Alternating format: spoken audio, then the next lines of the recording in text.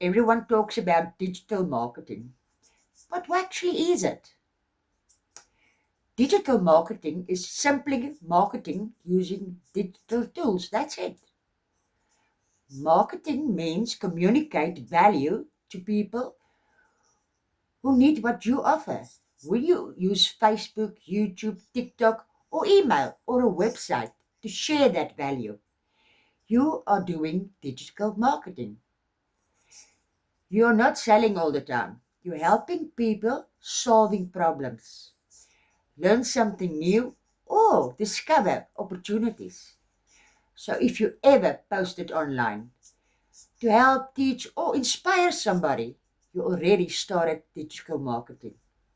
Follow for more simple online business tips and digital marketing lessons. But don't forget to subscribe and like.